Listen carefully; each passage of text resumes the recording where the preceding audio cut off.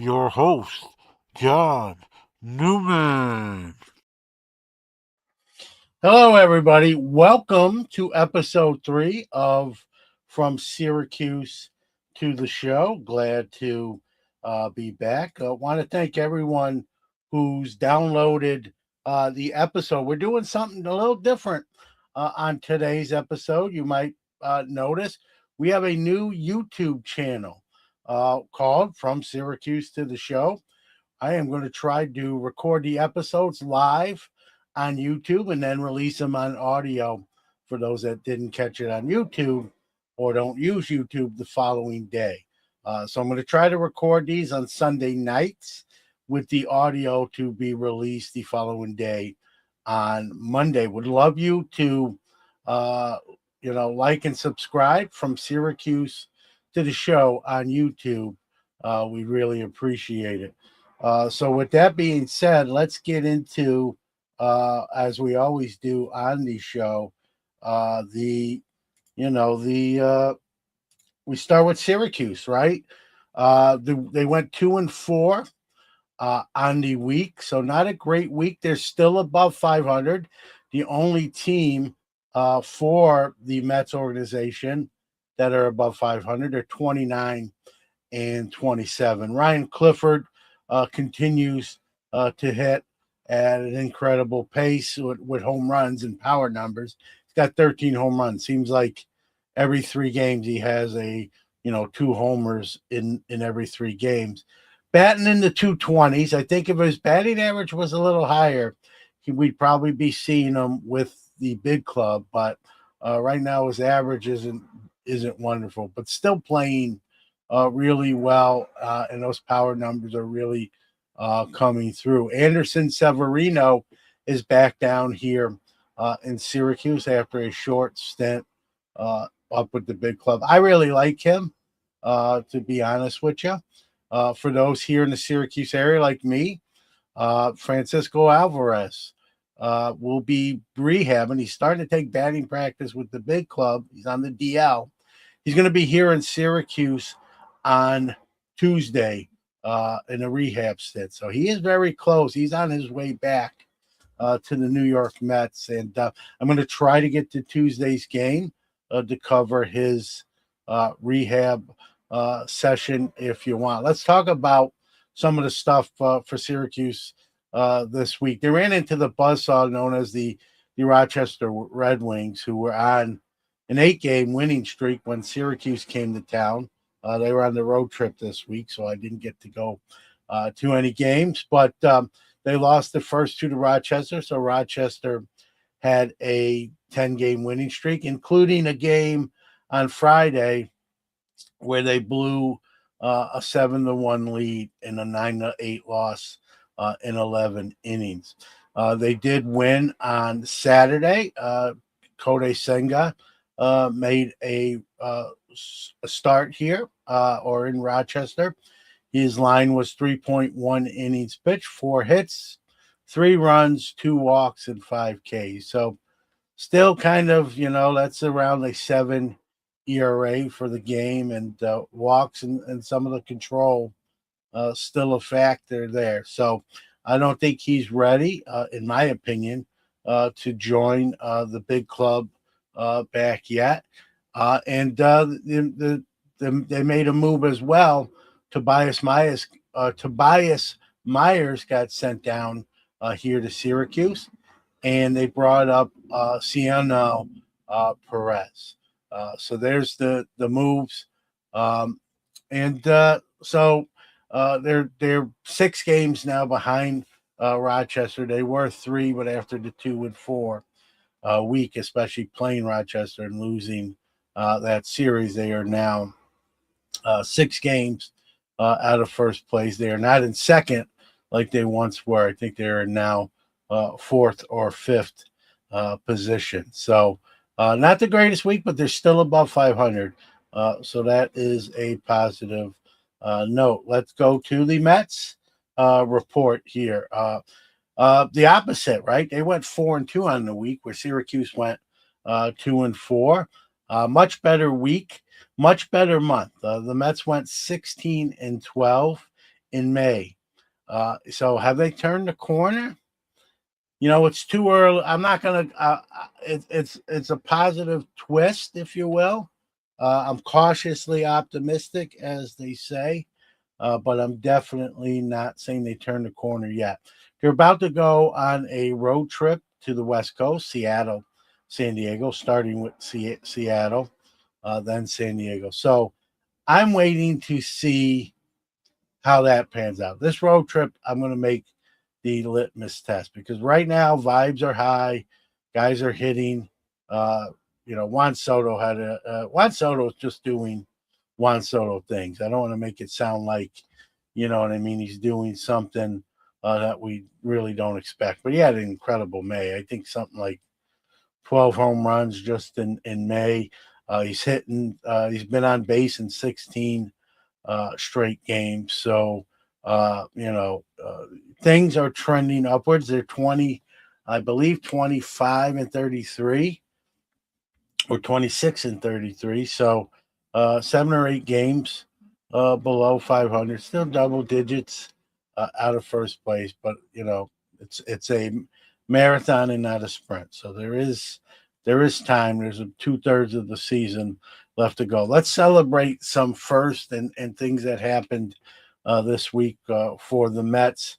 Lee Mazzilli and everyone's favorite incognito character, Bobby Valentine, have entered the Mets Hall of Fame. I won't make an argument against either one of these guys. I mean, Lee Mazzilli probably more known for his accolades on the field than maybe Bobby V, where Bobby V made his bigger bones, in the dugout as a manager, and then the classic clip that will never get old.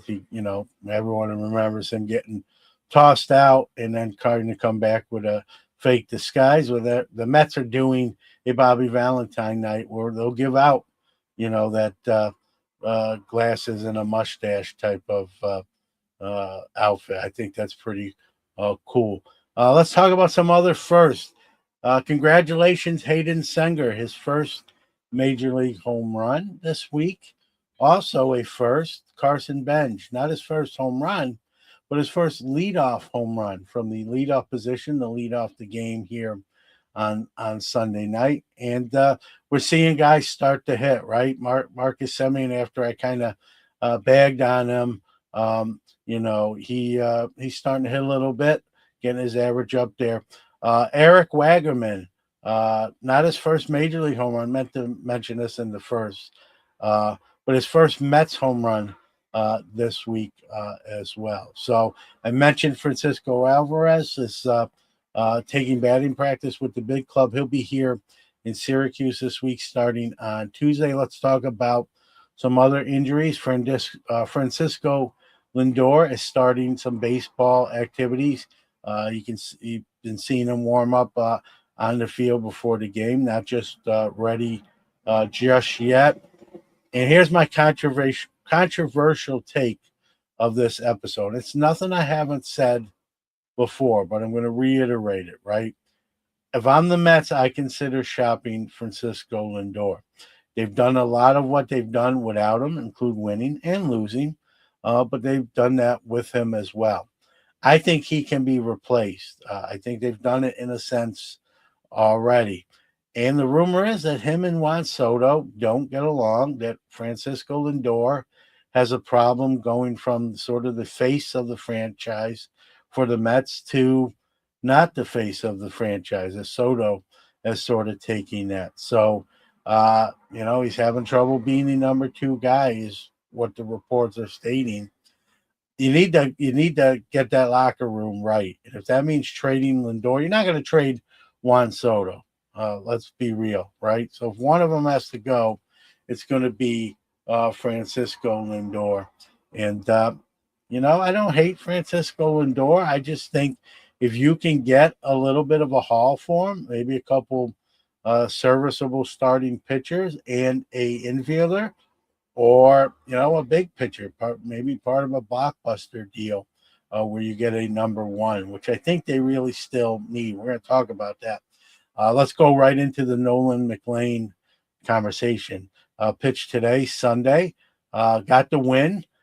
But again, hit a batter, some walks. Even himself said after the game that he's working on some stuff where he stands on the rubber and different, when he throws pitches and that sort of thing. He is not right, even though he won today. It was a better start than the previous two where he really got lit up. He didn't get lit up today, but he was definitely shaky. It felt watching the game that at any point maybe that Miami was one hit away from sort of having a big inning and getting him out of there. It didn't happen, thankfully, and they got their fourth win in a row, right? So they were 4-2 on the week. They lost their first two games this week and then won the next four. So they're taking a four-game winning streak out to the West Coast, starting with Seattle. Let's talk about some other guys on the field. DJ Melendez with a game-winning walk-off home run, which was nice to see. Still, I think at one point he had like an 0 for 20-something streak, so that was pre-home run. So nice to see, something good happen for him. He's by all accounts, he works hard, loves the game. He's just in some struggles. Maybe we see him back in Syracuse at some point after some of these guys come off the DL. Speaking of coming off the DL, Jared Young was activated from the DL and inserted right into the cleanup spot. Not where I would slot him, especially coming off a DL stint, but, Mendoza put him there. Speaking of Mendoza, I think his seat got a little cooler. But again, this West Coast road trip is going to really determine, to me, it's going to determine a lot of different things. So let's talk about some more injury notes, guys in and out. Luis Robert went from the 10-day to the 60-day IL, but I'm also reading he's improving. So he probably won't be on the full.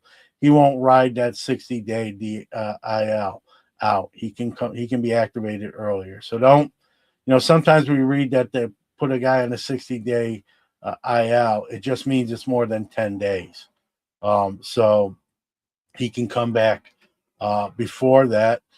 Tyrone Taylor, flexor strain. He will be out to the middle of June, so a few weeks for him. So let's go back to Jonah Tong. Oh, one more thing on the injury front. Jorge Polanco is rehabbing already, kind of ahead of schedule. He's at Double-A Binghamton.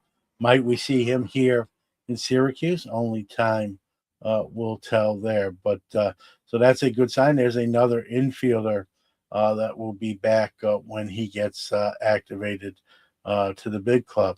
So Jonah Tong has looked solid in relief stints here or in New York. And, there's some buzz. Will he crack the rotation? Well, I know David Peterson's not going to crack the rotation because every time he does, he has a bad outing. Yet, when they bring him in at an inning that's other than the first inning, he actually pitches well. And so it makes you wonder, is there a mindset that the pressure of starting can be too much for someone yet coming in? It's the same guy, right? He's not throwing different pitches as a long reliever than as a starter. It's the same pitcher. But is it just the mental part of the game, right? Hey, I'm not the starter, and maybe there's less pressure. So right now, David Peterson's pitching well in relief. I think that's where he stays. Maybe Jonah Tong, comes in and gets one of the starting pitcher roles. I'm not against it. Let's see, if it works in reverse too, right? Jonah Tong was struggling as a starter, looks good in relief. Let's give him another crack. I think everyone deserves a crack at it. So I'm for Jonah Tong maybe getting a start to see, how that goes. What's that look like? That sort of thing. So, the trade deadline, we're not very close to it, but it is approaching. Where do I see, this ball club? What I think they got to make a move. I think the pitching's not where it's going to be. If they feel like there still could be buyers, for this year, I think they have to make a move. If they feel like this year's gotten off the rails, I think they have to make a move too. I think they have to make moves in either case, right? If they're going to be sellers, I think you're going to see Freddie Peralta try to be moved. They cannot come to, and everything I'm reading, they're not even close when they've tried to talk a contract extension. That they're not even sort of in the same zip code. So they might move off Peralta and see what they can get in return. I'm still hearing the Tariq Skubal rumors that the Mets would love to acquire him. I would love to see them acquire him. There's that SP1 you're gonna get.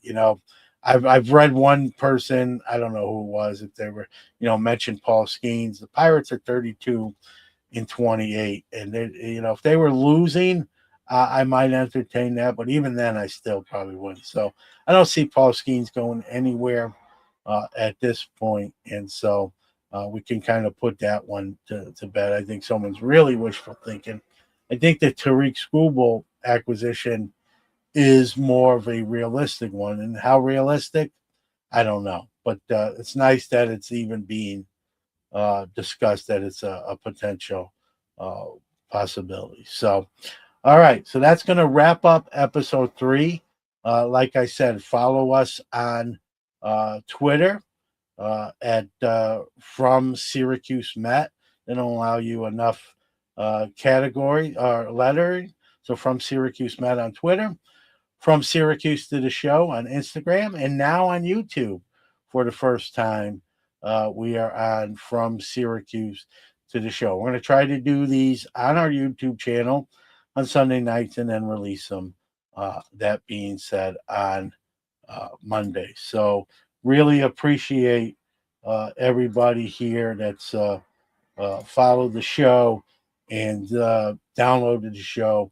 We're brand new, so there's going to be some growing pains, but things have been optimistic so far. We're definitely room for improvement. If you enjoy the show, like the show, tell your friends, tell all your fellow Met fans to check the show out. If you disagree or agree with anything I say, like I said, I don't mince words, especially like I mentioned about trading Lindor. To some people that would be blasphemy. Maybe to most people would be blasphemy, but I think you have to sort of entertain that in the very least. But let me know. Email me at johnnewman333 at gmail.com. That's John Newman, 333 at gmail.com. Let me know where I'm right in your opinion, where I'm wrong. What do you want me to talk about maybe on a future episode? So with that being said, we're going to wrap up episode 3 and get ready for another week of Syracuse and New York Mets baseball. Enjoy, everyone, and we'll see you soon.